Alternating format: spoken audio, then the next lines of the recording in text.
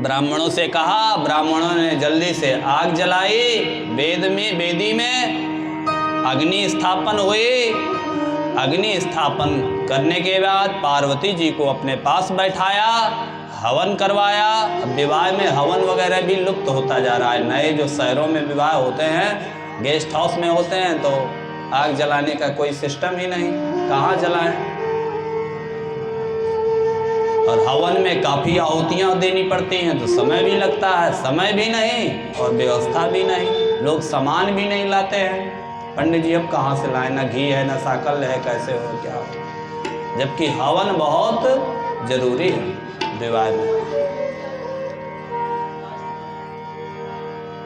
हवन के समय यजुर्वेद के मंत्रों से अग्नि में शिव जी ने ऋक साम तथा यजुर्वेद के मंत्रों से आहुतियां दी। और उसी समय लाजा होम का समय आ गया। मैनाक को बुलाया गया, काली के भाई को, और मैनाक ने अपनी बहन का लोकाचार के अनुसार काली और शिव को प्रसन्न करते हुए विधिवत लाजा परोसा। और शिव काली ने अग्नि की आहुति और प्रदक्षिणा की। भांवरे पड़ने लगे। उसी को हम लोग क्या कहते हैं, भांवरे। लाजांजलि ददौ काली भ्राता मैनाक के संज्ञ का, वहिनी प्रदक्षिणाम ताता लोकाचारम विधाय च। तभी एक अद्भुत घटना घट गई। ब्रह्मा जी कहते हैं, संकोच तो बहुत लग रहा है बताने पर नारद तुम मेरे बेटे हो, फिर भी मैं तुम्हें बता दे रहा हूँ, क्योंकि हम देवता कोई बात छुपाते नहीं हैं। सज्जन व्यक्ति के साथ जीवन में अगर कोई गलत बात भी हो जाए, उसके मन कर्म वाणी से तो भी वो प्रकट कर देता है, बता देता है। अपनी सज्जनता को भले छुपा ले, गलतियों को नहीं छुपाते।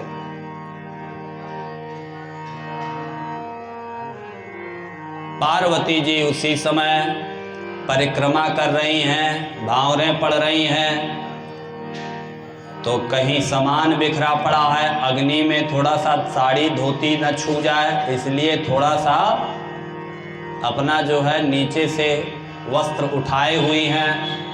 उतने में उनके चरणों का नख दिख गया ब्रह्मा जी को। मात्र ब्रह्मा जी को पार्वती जी के चरणों का नाखून दिख गया, और उसको देखते ही ब्रह्मा जी मोहित हो गए। अब ब्रह्मा जी का मन करने लगा थोड़ा मुंह भी देख लूं, अभी मौका है, फिर पता नहीं सदाशिव ने कभी घर में आने दिया नहीं आने दिया, अभी पंडित बना बैठा हूँ। तो ब्रह्मा जी का मंत्रों में मन कम लगे, और जो है ताक झाक में ज़्यादा सदाशिव ये सब देखने लगे। पर ब्रह्मा जी पर कोई असर नहीं हो रहा कि यहाँ सब लोग मुझे देख रहे हैं, क्या कहेंगे। और ऐसा मोहित हुए कि उनका वही तेज गिर गया। तेज गिरते ही वहाँ पर बालखिल्य पैदा हो गए, ऋषि पैदा हो गए।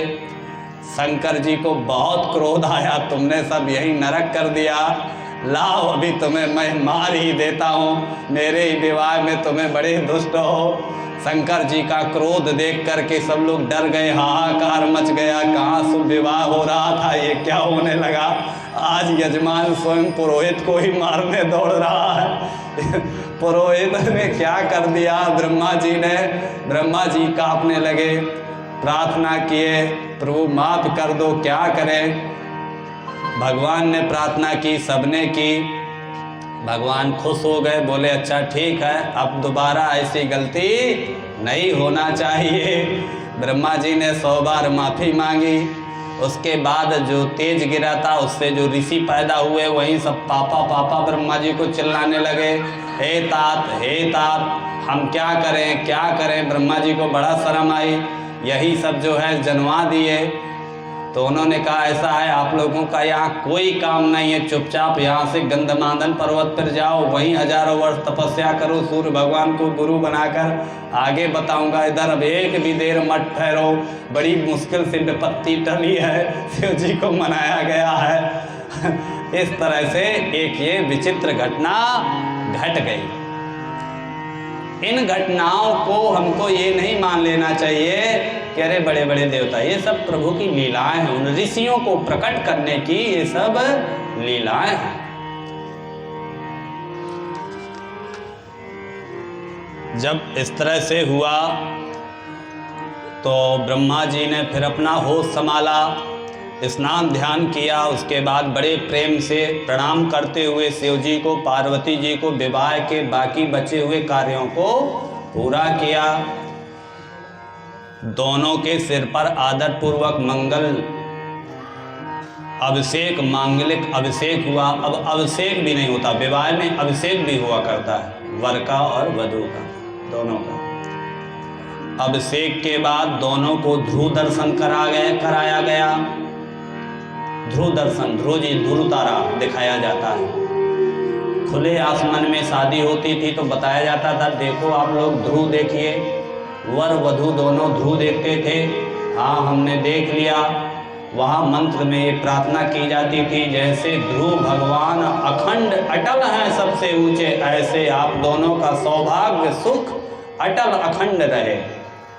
इसलिए कभी भी आजकल शहरों में जब गेस्ट हाउस में हॉल में होती है तो वहाँ रात में शादी है तो ध्रुव तो दिखाई नहीं देंगे।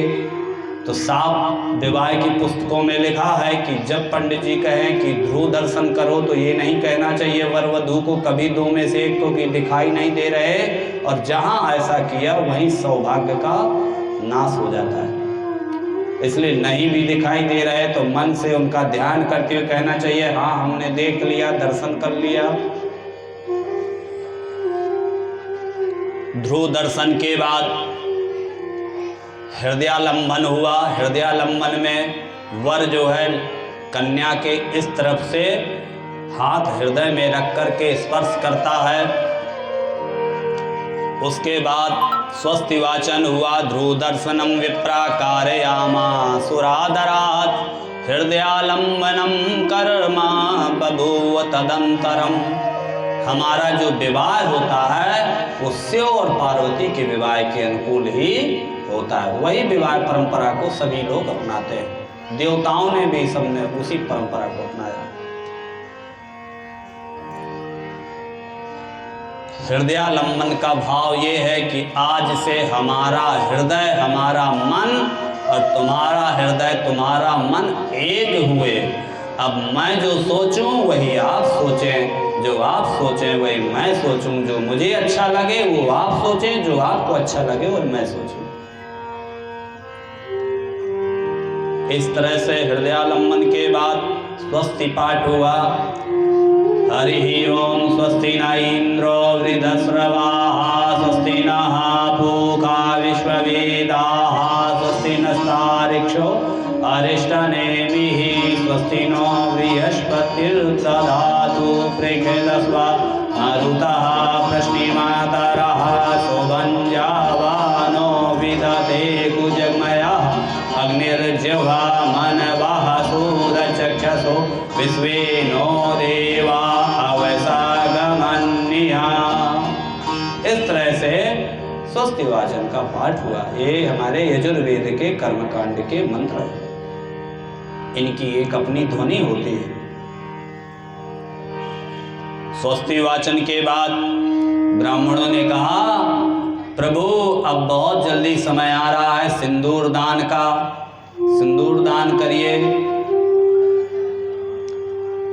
ब्राह्मणों के पुरोहित की आज्ञा पाकर शिवा शिरसि सिंदूरम ददौ शंभुर्दुजाज्ञया तदानीं गिरिजा बेख्याद्भूता वर्ण्या बभूवः। ब्राह्मणों की आज्ञा से, पुरोहितों की आज्ञा से जिस समय शिव ने शिवा के मांग में सिंदूर भरा, सिंदूर भरते ही गिरिजा अत्यंत सुंदर मनोहर हो गई। इतनी सुंदर रूपवती हो गई जिनका वर्णन नहीं किया जा सकता, अवर्णनीय हो गया। कन्या के मांग में जब सिंदूर भर जाता है एक अलग सुंदरता आ जाती है।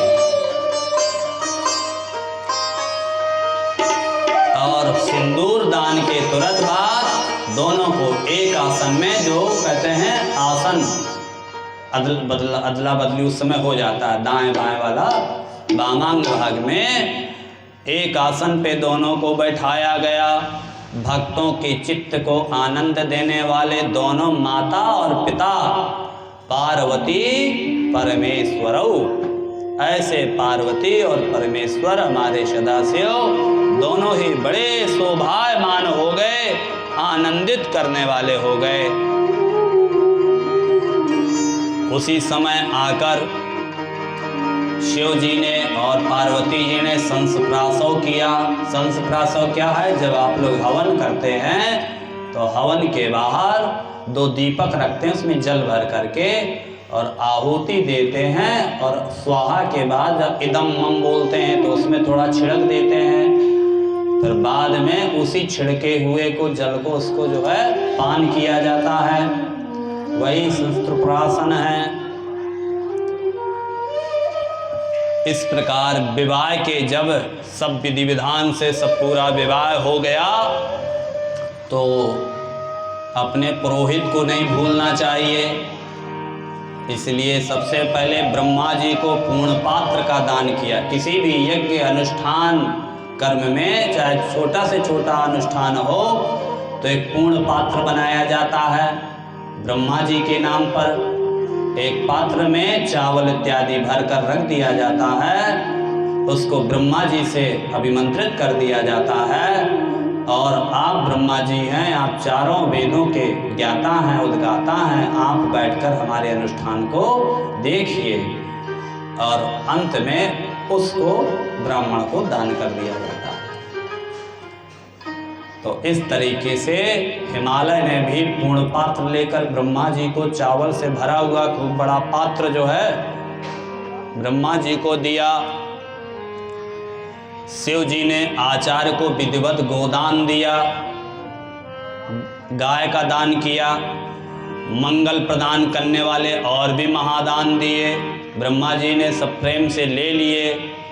उसके बाद उन्होंने बहुत से ब्राह्मणों को अलग अलग 100 स्वर्ण मुद्राएं, करोड़ों रत्न, अनेक प्रकार के दिव्य द्रव्य दिए।